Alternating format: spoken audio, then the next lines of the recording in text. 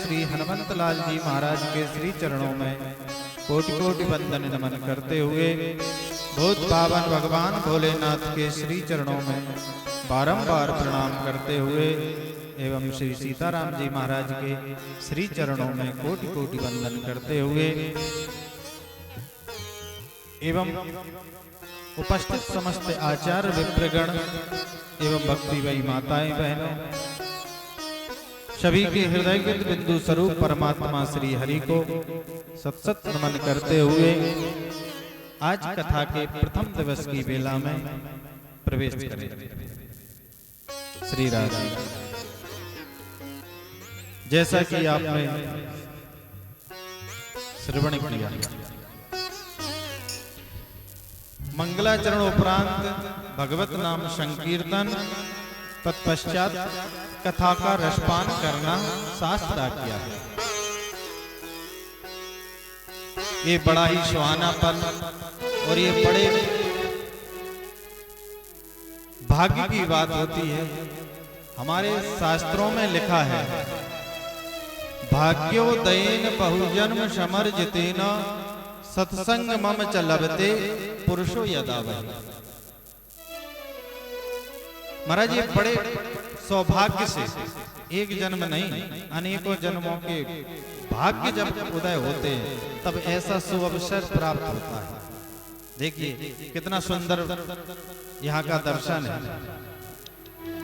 भगवान भोलेनाथ की प्रतिष्ठा का कार्य यज्ञ चल रहा है। पार्थिव शिवलिंग निर्माण, रुद्राभिषेक और संध्या वेला में श्रीमद् भागवत महापुराण की कथा। कितना दिव्य सुंदर वातावरण इस प्रांगण में है। इसलिए ये बड़ी अहित की कृपा हमारे श्री इस मंदिर के श्री महंत जी महाराज, पूज्य श्री महाराज जी की कृपा से ऐसा सुंदर सुअवसर हम और आपको प्राप्त हुआ है। हमारे परम विद्वान आचार्य श्री दत्ता जी महाराज जो कि यहाँ पर यज्ञाचार में भगवान भोलेनाथ की प्राण प्रतिष्ठा का कार्य संभाले हुए हैं। सभी विप्रगण बड़े विधि विधान से अपने यहाँ पर यज्ञ का कार्य चल रहा है, भगवान की प्रतिष्ठा का कार्य चल रहा है। और इस भागवत महापुराण की पावन कथा की बेला में हमारे भागवत महापुराण के मुख्य यजमान श्री सोबरन सिंह यादव जी सहपत्नी सह परिवार के साथ में ऐसे पुण्य लाभ को अर्जित कर रहे हैं।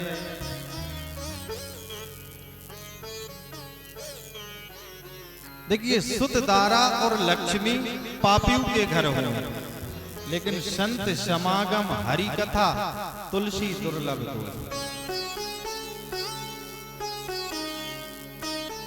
संत समागम हरि कथा, संतों का संग और भगवान की कथाओं की चर्चा ये बड़ी दुर्लभ है।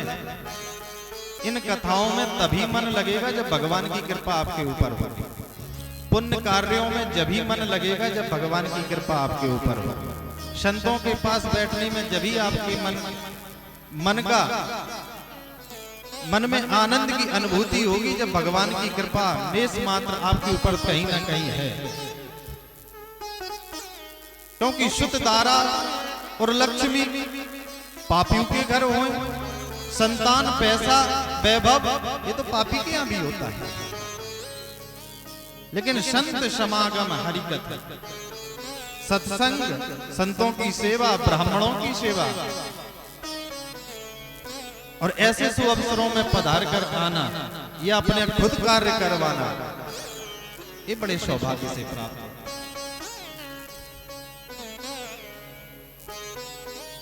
आज बड़ा सुंदर दिवस है। कल की बेला में इसी समय सभी लोगों ने बड़े मिलजुल करके धूमधाम से कलश यात्रा निकाली। मंगल कलश यात्रा के उपरांत में आज से कथा प्रारंभ करेंगे। जहां तक मेरा प्रयास रहेगा मैं पूर्णतः आप लोगों को श्रीमद् भागवत महापुराण की कथा की ओर लेकर के विधि विधान से ले जाऊंगा, मूल कथाओं की ओर ले जाऊंगा, ना कि अन्यत्र बातों की ओर। क्योंकि सचिव वैद्य गुरु तीन जो प्रिय बोले भय आस, राज धर्म तन तीन कर होए बेग यही नाश।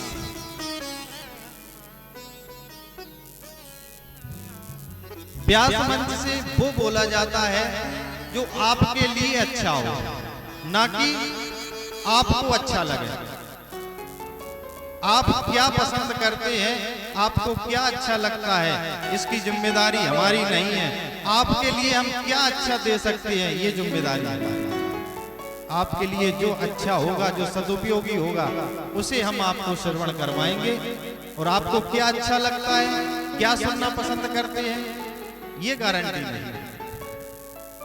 क्योंकि सचिव वैद्य गुरु तीन जो, व्यास मंच से हम किसी लोलुपता बस, किसी डर बस या पैसे के लालच बस अकारण कोई हम कथा आपको मिथ्या चुटकुला कहानी सुनाते रहे तो ये हमारी व्यास मंच की मर्यादाएं नहीं। जहां तक मेरा प्रयास होगा मैं पूर्णतः आपको कथाओं की ओर ले जाऊंगा। आइए श्रीमद् भागवत महापुराण की कथा के महत्व की कथा आज अपन श्रवण करेंगे, जो पद्म पुराण से लिए गए 6 अध्यायों में वर्णित है। इस महत्व में वर्णन है कि कथा को कैसे श्रवण करें, क्या विधान है श्रवण करने का और क्यों कथा श्रवण की जाती है, आदि आदि कथाओं का विधान वर्णन होगा। इससे पूर्व मन और वाणी को पवित्र करने के लिए 2 क्षण हरि नाम संकीर्तन, तत्पश्चात कथा की ओर प्रवेश करेंगे। बोले राधा रानी सरकार की जय।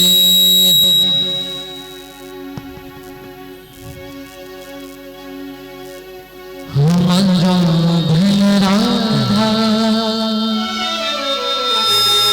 श्री राम।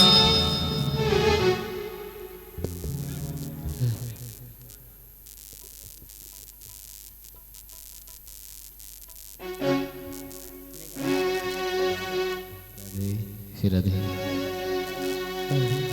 मंजो भैल राधा श्री राम। हमारो राधा श्री राधा श्री राधा, हमारो राधा श्री राधा, हमारो राधा श्री राधा श्री राधा, राधा राधा राधा राधा राधा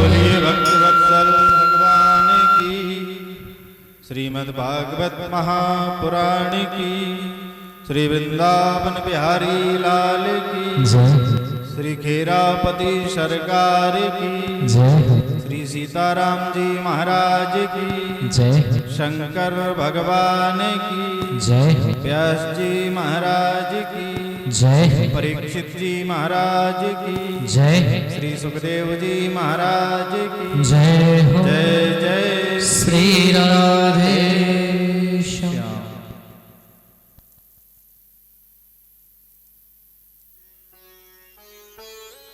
पुराण की कथा को मन से श्रवण करेंगे।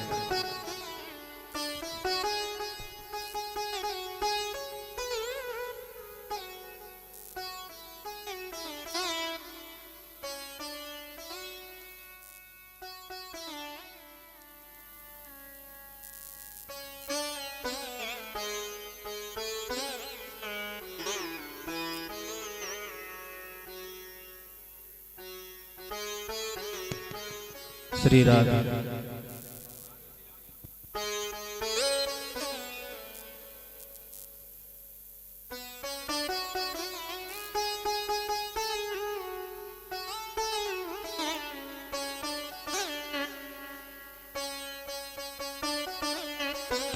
श्री राधे, श्री राधे, जय श्री राधे श्याम। श्री राधे, जय श्री राधे। बोलिए श्रीमद् भागवत महापुराण की जय हो। देखिए भागवत जी की कथा में के प्रथम अध्याय के प्रथम श्लोक में, जो कि पद्म पुराण से लिया गया है, सर्वप्रथम श्री महात्मा में बताया गया है भगवान का स्वरूप कैसा है, भगवान का स्वभाव कैसा है और भगवान क्या करते हैं।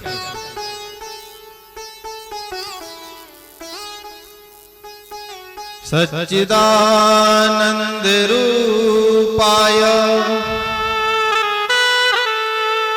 विश्वोत्पत्त्यादि हेतवे तापत्रय विनाशाय श्री कृष्णाय वयं नमः। महात्मा के प्रथम श्लोक में बताया गया है सच्चिदानंद रूपाय, सत चित और आनंद। सच्चिदानंद कहा भगवान सच्चिदानंद है, तो सच्चिदानंद कैसे? सत चित और आनंद, तीन बातें इसमें बताई गई हैं। कहा सत्य, सत्य क्या है?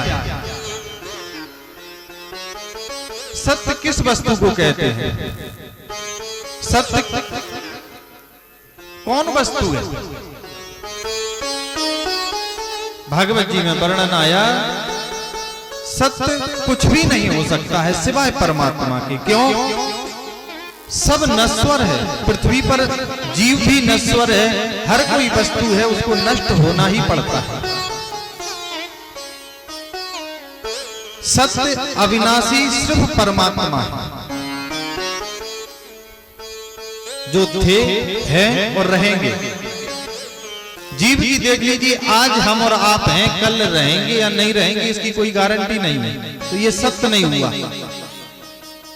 वृक्ष आज खड़ा है, कल गिर भी सकता है आंधी तूफान में, ये सत्य नहीं है। ना जड़ वस्तु सत्य है, ना जीव सत्य है, सत्य सिर्फ परमात्मा है।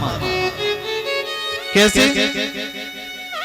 जैसे स्वर्णकार सोने की ईंट को लाता है, बिस्कुट को लाता है, उस सोने को तपा करके वो अनेक आभूषण बना करके तैयार करता है।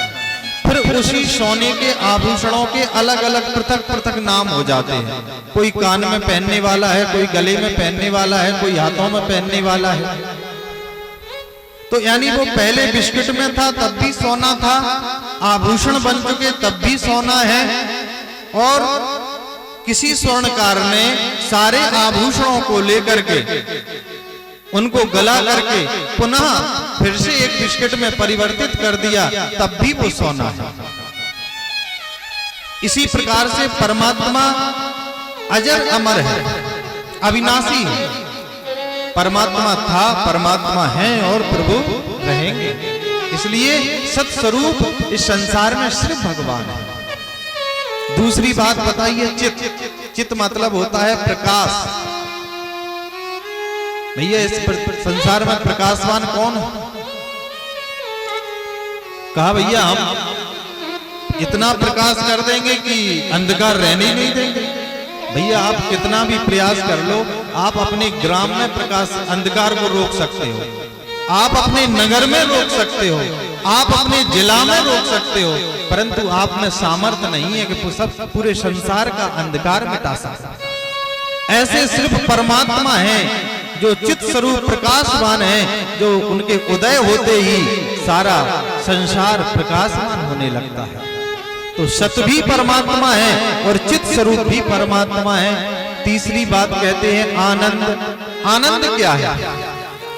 आनंद किसे कहते हैं? क्या कोई अच्छी वस्तु को, क्या किसी अच्छी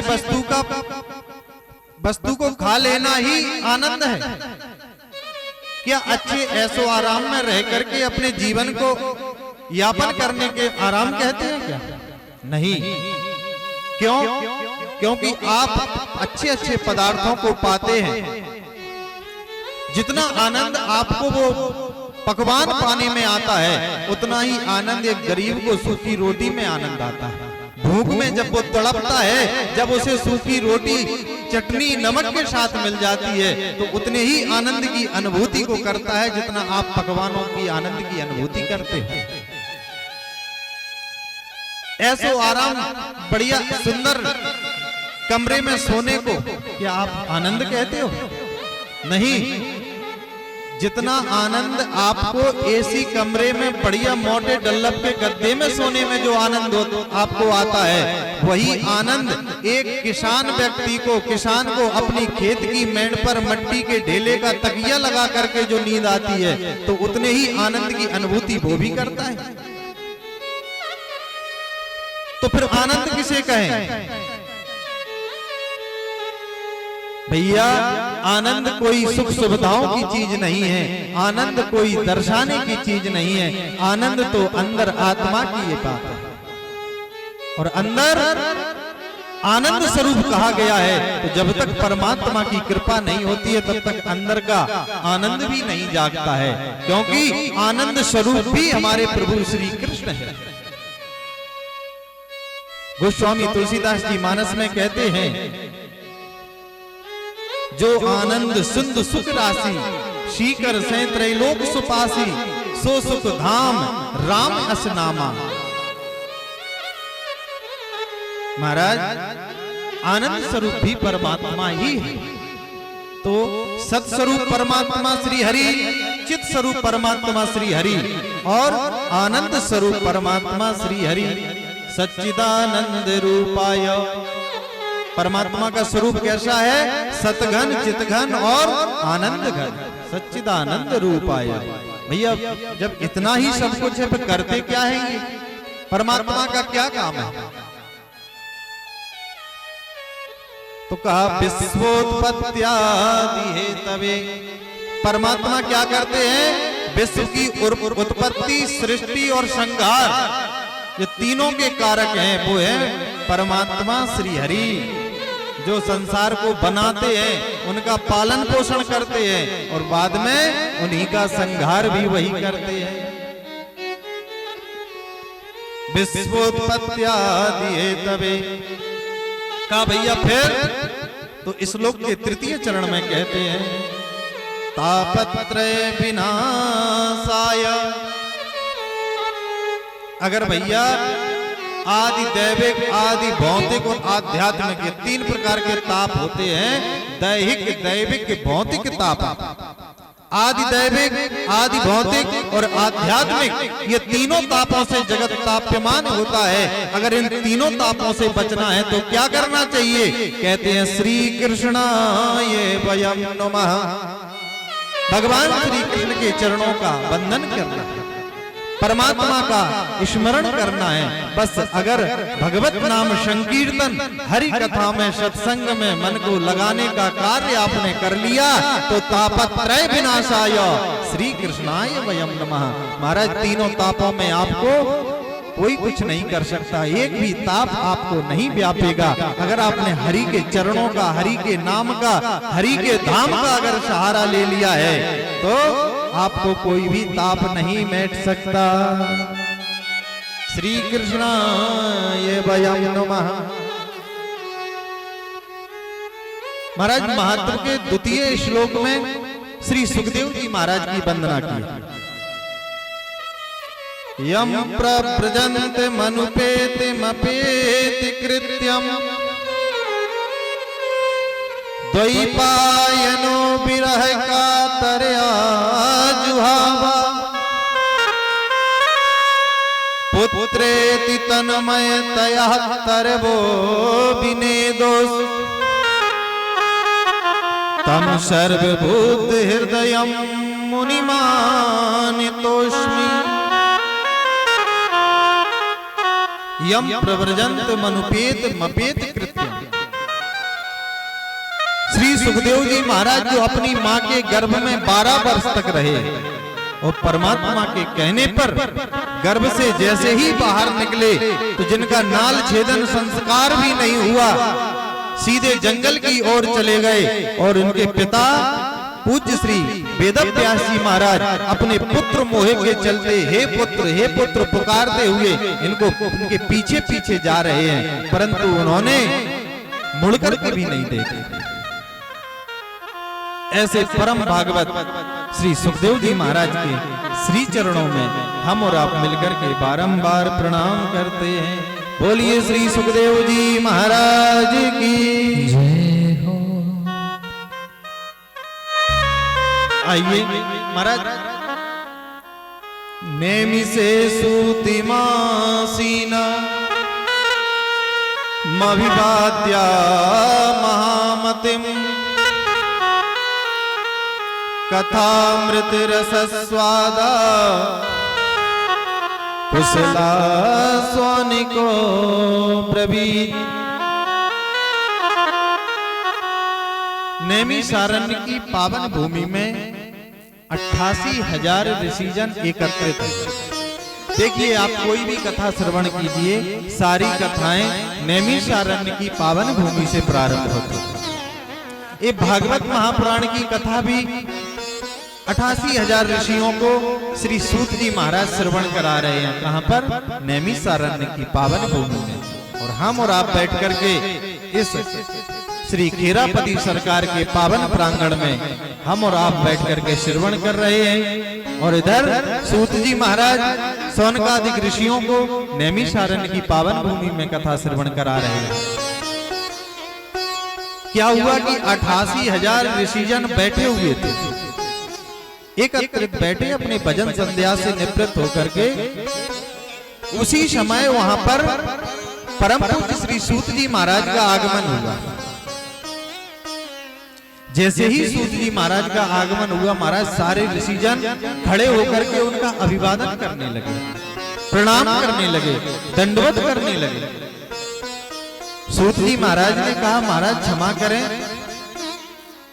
मैं कहां 16 साल की आयु मेरी, मैं छोटा सा बालक, और कहां आप हजारों वर्ष की आयु वाले महर्षि, आप हमको प्रणाम कर रहे हैं, मुझे नहीं अच्छा लग रहा है। तब श्री सौनकादिक ऋषियों ने कहा कि हे सूत जी महाराज, कोई आयु में बड़ा होता है, कोई धन में बड़ा होता है। धन वृद्धा बल वृद्धा आयु वृद्धास्तथैवचा ते सर्वे भी ज्ञान वृद्धा किंकरा हस्य किंकरा। महाराज कोई आयु में बड़ा होता है, कोई बल में बड़ा होता है, कोई कदाचित धन में भी बड़ा होता है, लेकिन इनको बड़ा नहीं मानते। सूत जी महाराज ते सर्वे भी ज्ञान वृद्धा, जिसके अंदर ज्ञान है, जो ज्ञान में बड़ा है, वही सर्वश्रेष्ठ पूजनीय होता है, वही सबसे बड़ा होता है। इसलिए हम भले ही हजारों हजारों वर्ष के ऋषि हैं, लेकिन ज्ञान में आप ही सर्वोपरि हैं। आप जितना ज्ञान हमारे अंदर नहीं है। बस आपसे हाथ जोड़ करके निवेदन है कि हम लोग बस आपके इंतजार में बैठे थे। आप हम सब ऋषियों को ऐसी भगवान की सुंदर पावन कथा का श्रवण कराइए। कौन सी? अज्ञान ध्वांत विध्वंस कोटि सूर्य समप्रभा सूताख्यायी कथा सारम मम कर्ण रसायनम। सौनकादिक ऋषि कहते हैं कि हे सूत जी महाराज, अज्ञान ध्वांत विध्वंस, जो हम अज्ञान रूपी अंधकार में जी रहे हैं, ये हमारे अंधकार रूपी अज्ञान को ध्वस्त कीजिए। अज्ञान ध्वांत विध्वंस, इसको हटा दीजिए। ऐसी भगवान की कथा सुनाइए जिससे हमारा अज्ञान रूपी अंधकार मिट जाए। अज्ञान ध्वांत विध्वंसा कोटि सूर्य समप्रभा। महाराज, हमारे हृदय के अंदर अज्ञान रूपी अंधकार इतना भरा हुआ है कि इसे कोई दूर नहीं कर सकता। सिर्फ आप में ही सामर्थ्य है कि आप में इतना ज्ञान है कि कोटि सूर्य समप्रभा, सैकड़ों हजारों सूर्यों के समान आपके अंदर ज्ञान का प्रकाश है, जिससे हमारे हृदय के अंधकार को आप मेट सकते हैं। भगवान की ऐसी पावन कथा सुनाइए। सूताख्यायी कथा सारम मम कर्ण रसायनम। हे सूत जी महाराज, जो हमारे कानों को प्रिय लगे, ऐसी दिव्य भगवान की कथा श्रवण कराएं आप। भक्ति ज्ञान विरागाप्तो विवेको वर्धते महान, जिससे भक्ति ज्ञान वैराग्य की वृद्धि हो, विवेक का वर्धन हो। माया मोह निराश्चर्य वैष्णवे क्रियते कथा। वैष्णव लोग माया मोह से कैसे दूर हो जाते हैं? वैष्णवे क्रियते कथम। वैष्णव माया मोह से निवृत्ति पाने के लिए क्या करते हैं, वही हमें आप कथा श्रवण कराएं। क्योंकि इस घोर कलयुग में प्रायः जीव असुर वृत्ति को धारण कर चुके हैं। कलयुग का इतना प्रभाव है कि कोई भी व्यक्ति सात्विक नहीं बचा है। यह घोरे कलो प्रायो जीवश्च सुरताम गतः। सौनकादिक ऋषि कह रहे हैं, मुनिवर, सारे जीव असुर वृत्ति को धारण कर चुके हैं। क्लेशाक्रांतास्य तस्सैव शोधने परायण। महाराज, व्यक्तियों के पास इतने अनेक क्लेश भरे हुए हैं कि उन्हें सही कार्य करने का टाइम ही नहीं है, अपने क्लेशों में ग्रसित हैं। इसलिए महाराज, इन सब क्लेशों से निवृत्ति हमें मिल जाए, ऐसी कोई कथा हमें श्रवण करवाएं। श्रेयसाम भविष्य श्रेया पावनानाम च पावनम। महाराज, जो पावनों को भी पावन करने वाली है, ऐसी दिव्य कथा की अनुभूति हमें कराइए। कृष्ण प्राप्ति करम शाश्वत साधनम तद्वाधुना, जिससे हमें कृष्ण प्राप्ति हो जाए, ऐसा कोई साधन बताइए। इतने सारे प्रश्न श्री सौनकादिक ऋषि सूत जी महाराज से क्यों पूछ रहे हैं? क्या इन सबके उत्तर देना सूत जी महाराज के हृदय में है? मुनिवर कहते हैं कि हे ऋषिवर, चिंता मणिर लोक सुखम सुरद्रु स्वर्ग संपदम प्रयच्छति गुरु प्रीतो वैकुंठम योगी दुर्लभम। अगर आपको कहीं चिंता, कोई मणि, लौकिक मणि मिल जाए, तो वो मणि आपको अत्यधिक धन प्राप्त करा सकती है। चिंता मणिर लोक सुखम, इतना धन करा देगी कि आप समस्त भोगों का उपभोग कर सकते हो। सुरद्रु स्वर्ग संपदम, अगर आपको कहीं स्वर्ग का कल्प वृक्ष मिल जाए, तो वो स्वर्ग की संपदाओं को आपको उपलब्ध करा देगा। सुरद्रु स्वर्ग संपदम। परंतु प्रेत क्षति गुरु प्रीतो वैकुंठम योगी दुर्लभम। हे मुनिवर, अगर पूज्य गुरुदेव भगवान की कृपा हो जाए तो योगियों को भी परम दुर्लभ पद है, वो अनायास मिल जाता है। इसलिए आपके ऊपर पूज्य गुरुदेव भगवान की परिपूर्ण कृपा है। अब आप हमें कृपा करके इन सब कथाओं को श्रवण कराइए, हमारे अंधकार को मेटिए, हमारे ऊपर कृपा करके इन भगवान की पावन कथाओं का वर्णन। जब महाराज इतने प्रकार के प्रश्न सौनकादिक ऋषियों के श्री सूत जी महाराज ने श्रवण किए तो बड़े प्रसन्न होने लगे। प्रसन्न होकर के कहने लगे कि हे मुनिवर, अब आपको चिंता नहीं करना है। सर्व सिद्धांत निष्पन्नम संसार भयनाशनम। अब तुम्हें संसार रूपी भय से नहीं डरना है। क्यों? तदहम ते विधास्यामि सावधान तन्यः शृणु। हे मुनिवर, आपको अगर इस भय से मुक्त होना है तो बस एक ही शर्त है। क्या? सावधान तन्यः शृणु। सावधान होकर के भगवान की कथाओं को श्रवण करना चाहिए। देखिए, जब कोई विद्वान या कोई वक्ता सटीक बात बोलने के लिए जाता है, श्रोताओं का मन बड़ा विचलित रहता है, कभी इधर घूम गया कभी उधर। तो सावधान तन्यः शृणु, सावधान होकर के कथा को श्रवण करना ही चाहिए। सूत जी महाराज कह रहे संसार के भय से दूर कब होगा? तब आप सावधान हो जाओगे। क्यों? सावधान नहीं है तो फिर क्या होगा? कहा काल ब्याल मुख ग्रासा त्रास निर्णांस हे तबे। महाराज ये संसार रूपी अजगर सर्प है। काल ब्याल मुख ग्रासा, इस संसार में आप अजगर रूपी सर्प के मुख में उसके ग्रास बने हुए बैठे हो। सर्प के मुख में बैठे हो। जीवित कब तक हो? जब तक उस सर्प ने अपना मुख बंद नहीं कर लिया। जैसे ही सर्प अपना मुख बंद करेगा उसी समय आपकी मृत्यु। काल ब्याल मुख ग्रासा त्रास निर्णांस हे तबे। अगर इस काल ब्याल से आपको बचना है तो श्रीमद् भागवतम शास्त्रम कलौकीरेण भासितम। महाराज संसार रूपी भय से और ये अगाध काल रूपी सर्प से बचना है तो श्रीमद् भागवतम शास्त्रम कलौकीरेण भासितम। श्रीमद् भागवत महापुराण के शास्त्र की कथाओं का सहारा लेना पड़ेगा। भागवत शास्त्र की कथाओं को कैसे? कलौकीरेण भासितम। महाराज बड़ी दिव्य कथा है। ये कथा सबको सुलभ नहीं होती। इस कथाओं से तो देवता भी वंचित रह जाते। श्रीमद् भागवत महापुराण की कथा, देवता भी वंचित है इस कथा से। कहा महाराज कब? कहा एक समय की बात है जब राजा परीक्षित को 7 दिन में मरने का श्राप लगा था। राजा परीक्षित बेचारे भटके इधर उधर। सुखदेव जी महाराज का दर्शन हुआ।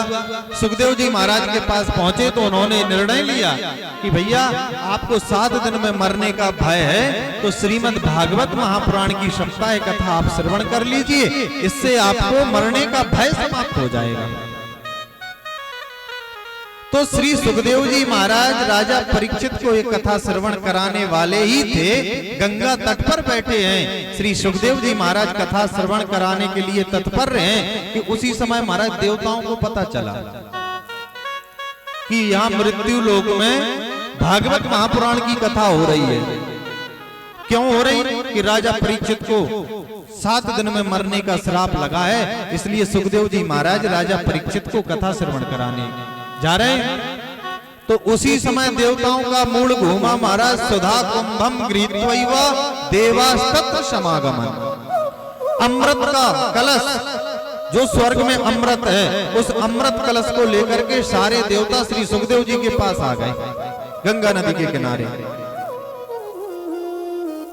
और कहने लगे महाराज जैसे ही हमें पता चला कि राजा परीक्षित को 7 दिन में मरने का श्राप लगा तो देखो हम अमृत ले आए, अब इन्हें अमृत पिला दीजिए। तो ये मरेंगे ही नहीं, अमर हो जाएंगे।